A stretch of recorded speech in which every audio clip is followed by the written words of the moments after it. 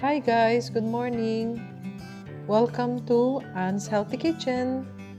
For today's video, we are going to make a very tasty breakfast, and that is Puto Maya.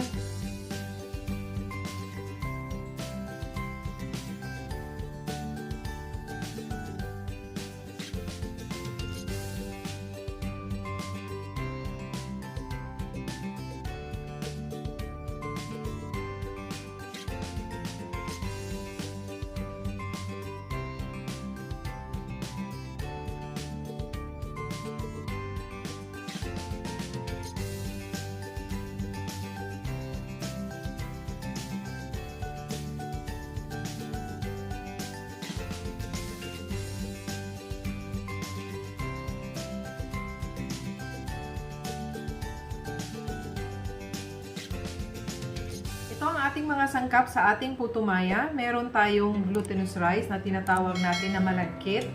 Ito ay overnight na na-soak ko na siya. Okay, so malambot na ito.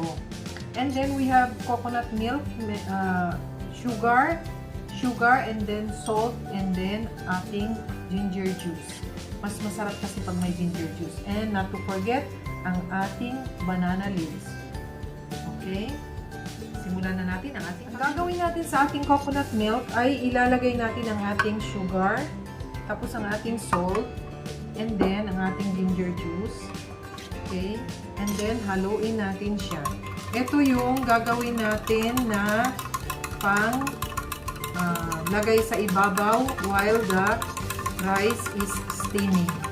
Okay? So magsisimula na tayong ilagay ang ating malagkit sa ating steamer.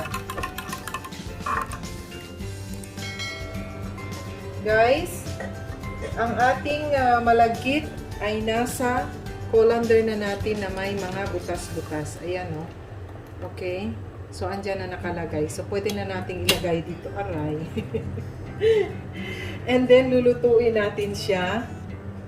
Ayan. I-low natin ang ating heat.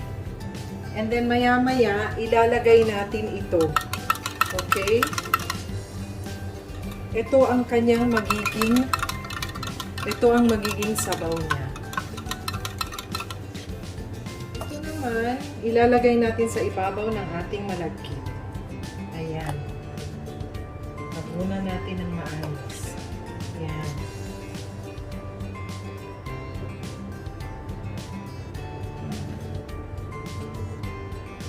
So, lalagyan na natin siya ngayon ng ating coconut milk.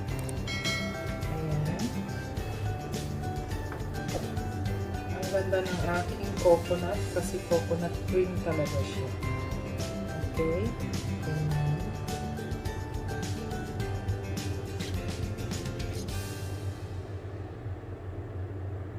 Guys, kung hindi pa kayo nakasubscribe sa aking channel, subscribe na kayo, Anne's Healthy Kitchen.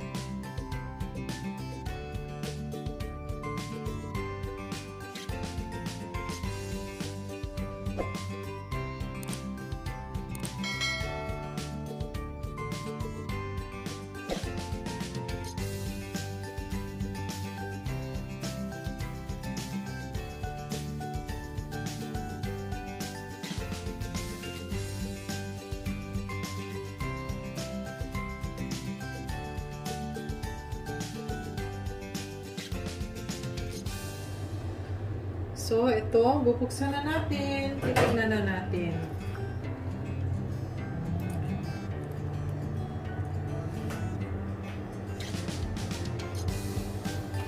Ayan guys, luto na ang ating.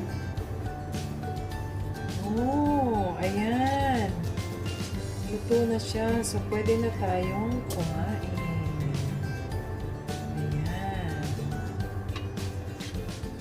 Ating lutong puto maya. Ngayon, ilalagay natin siya sa ating banana leaves. Ayan. And then, ganyan ang ating pagkagawa. And then, takpan natin siya ng ating, ayan, ayan. O, diba? Ganyan. At saka, maganda kasi pag nasa dahon. Kasi, maano siya, mabango siya pag nasa dahon. Ganyan lang. Ganyan ang gagawin natin sa lahat. Ganito guys, o, ganyan.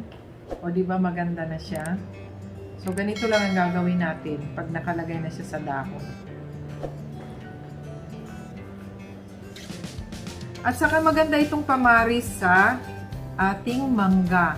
Yung matamis na mangga, yun masarap itong iparis doon. At saka, ang una-unang masarap na iparis dito ay ang tsokolate. O, diba? Sikwati sa Bisaya. O, ayan. Okay, so, kakainin na natin.